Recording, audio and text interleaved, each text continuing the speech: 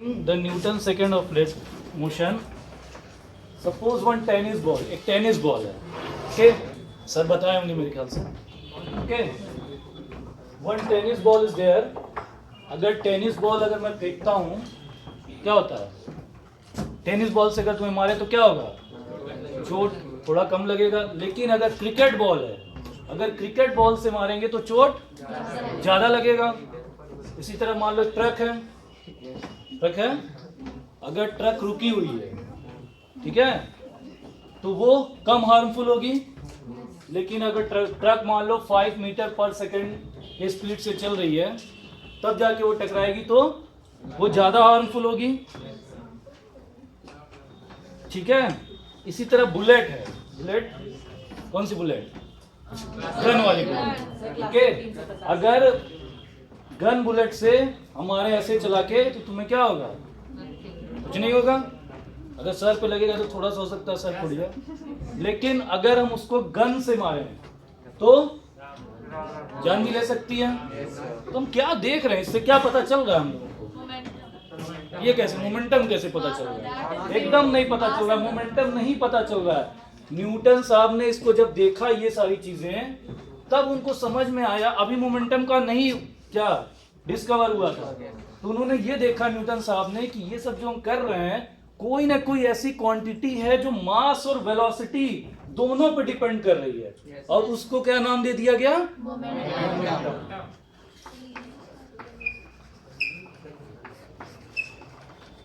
तो मोमेंटम को कैसे डिफाइन किया गया, product of mass and velocity.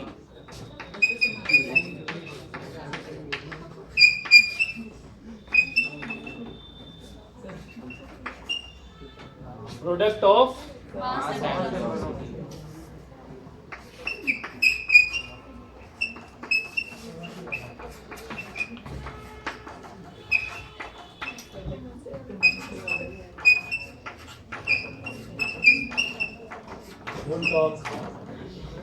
Okay.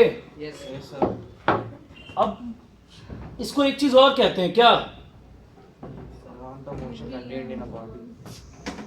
Momentum is called one thing more. एक चीज और नाम दिया था इसको, क्या दिया गया था, इसको क्वांटिटी ऑफ मोशन भी बोला गया था. कहीं कहीं किसी बुक में लिखा हुआ है, न्यूटन साहब ने इसको दोनों चीज कहा था. क्वांटिटी ऑफ मोशन क्यों कहा इसको, बेसिकली क्वांटिटी ऑफ मोशन से मतलब क्या हुआ, मतलब ये हुआ कि ये कितना इंपैक्ट डाल रहा है, कितना इंपैक्ट डाल रहा है. ठीक है. तो इस वजह से इसको क्या बोला गया, quantity of motion.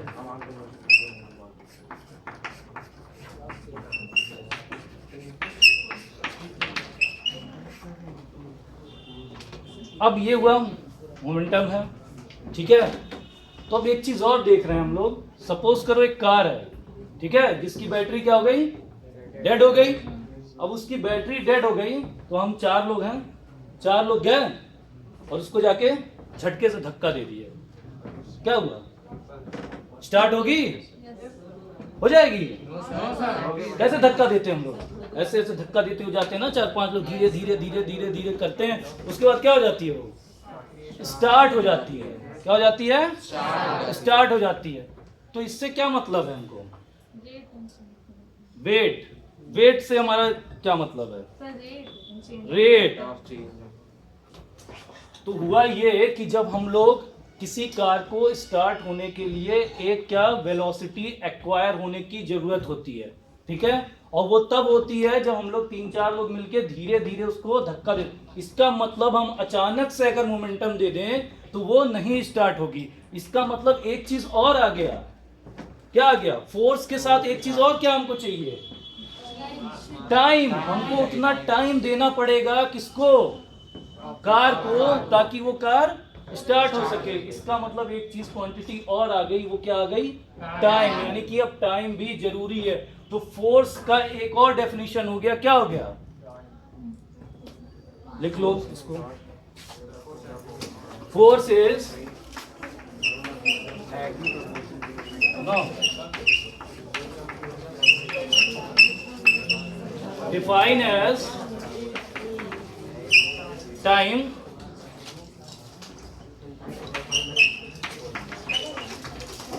rate of change of momentum. Okay, इसका मतलब क्या हो गया कि F जो है क्या किसके बराबर हो गया? Time rate of change of momentum. इसका मतलब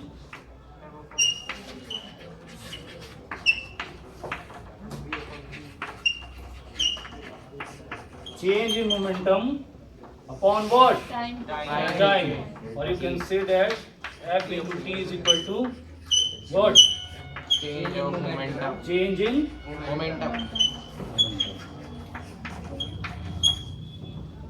ओके. अब इसके बाद क्या आ गया? इसी के बाद से क्या आ गया? जब हमको मोमेंटम पता चल गया तो कौन सा लॉ मिल गया हमको? सेकेंड लॉ मिल गया. और सेकेंड लॉ क्या कहता है? The rate of change of momentum. Rate of change of momentum is proportional to what? Force applied on it. Force apply. Force what again? No force unbalanced force. हमेशा जो है ये याद रखना है, एनसीईआरटी का ही सही, हमेशा अनबैलेंस्ड फोर्स क्या यूज करना है. ठीक है, proportional to unbalanced force in the direction of force. समझ में आया? मोमेंटम किस डायरेक्शन में हमेशा लगता है? फोर्स के ही डायरेक्शन में लगता है.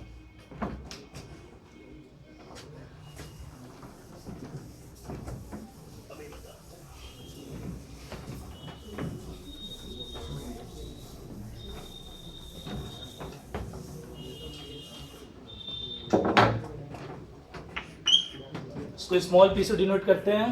P is equal to M into v. इसमें दो तीन चीज जानने लायक है. फर्स्ट क्या कि ये जो है क्या है? वेक्टर क्वांटिटी है momentum. Why? Because it has both Both mass and velocity. Both magnitude and direction.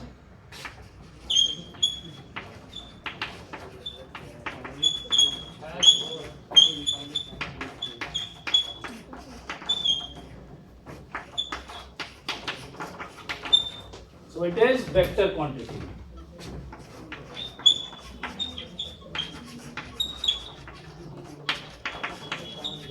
अब सेकेंड चीज कि ये मोमेंटम की डायरेक्शन क्या होगी? जिस डायरेक्शन में किसका क्या रहेगा?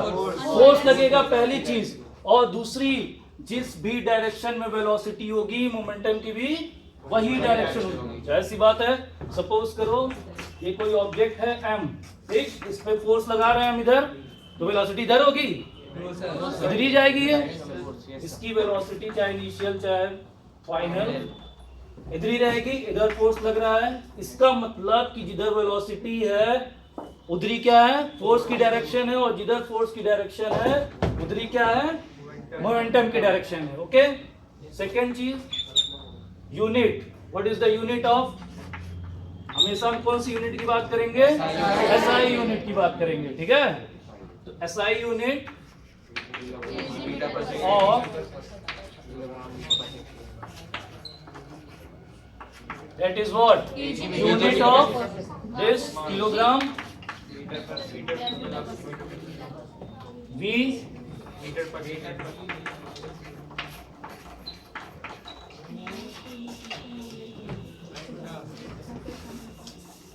okay. You can write like this also, kg meter per second or kg meter second inverse. Second inverse. Okay. So this is the SI unit of momentum. ठीक, तो मोमेंटम में क्या क्या जाना? पहली चीज कि मोमेंटम क्या होता है? मास और वेलोसिटी दोनों पे डिपेंड करती है. अगर मास बहुत ज्यादा है,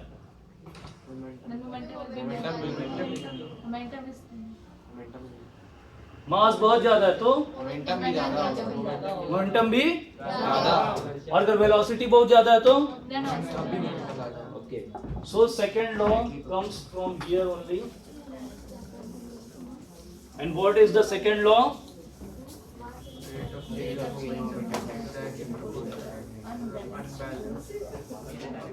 Keep quiet.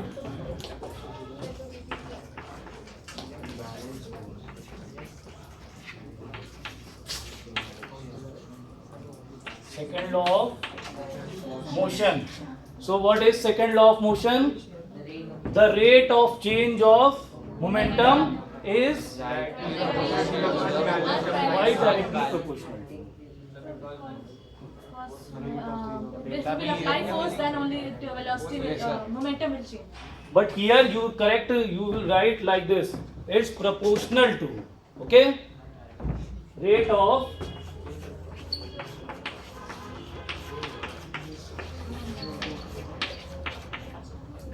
change of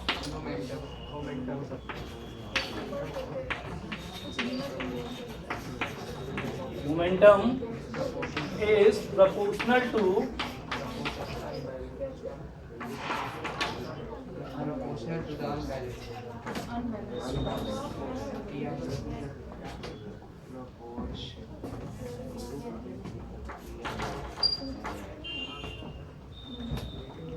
is proportional to applied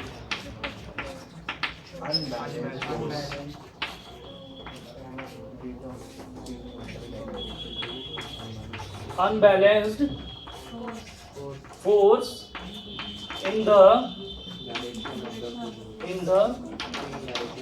direction of what? Force. Why I am writing only proportional? I think proportional spelling is wrong. T-I-O-N. Okay, why I am writing proportional? See here, it's mean what? Rate of change of momentum. This, okay. See here, if time is more, then force is less. It's mean it is what? Inversely proportional. So the right word is what? Proportional. Okay. In definition, I think NCERT it is also given that proportional, but in other book that is written what? Directly proportional. But the correct word is proportional. Why?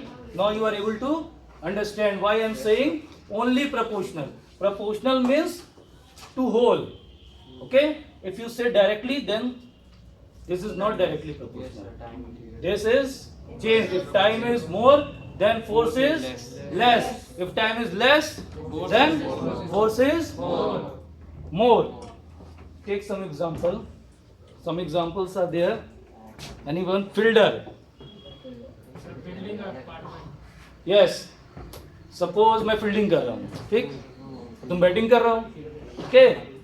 अब जो है ball आई, तो हम क्या किए? Ball को बहुत common example है ये, बचपन से पढ़ते आ रहे, क्या करते हैं? ऐसे पकड़ते हैं। क्यों?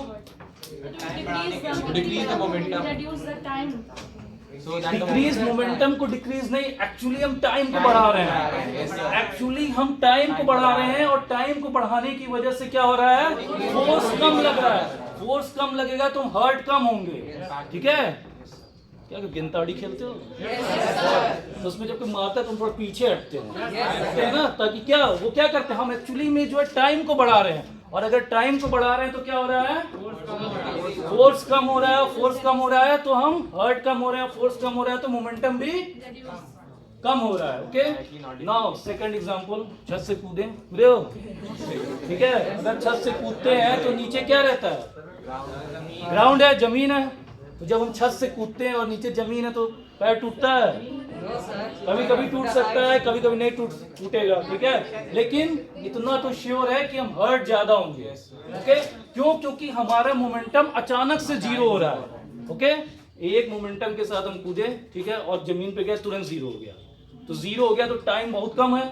अगर टाइम बहुत कम है तो फोर्स क्या हो गया? बहुत ज्यादा हो गया। जब फोर्स बहुत ज्यादा है तो क्या होगा? Third law, equal opposite reaction, पैर तोड़ देगा वो, ठीक है? और अगर वही बालू पे कूदें, ठीक है, या कीचड़ में कूदें तो क्या हो जाएगा? हमने क्या किया? टाइम को बढ़ा दिया, और अगर टाइम को बढ़ा दिया हमने तो क्या हो गया? फोर्स कम लगा। फोर्स कम लगा मतलब मोमेंटम भी कम लगा, ठीक है? तो हम क्या हो गया?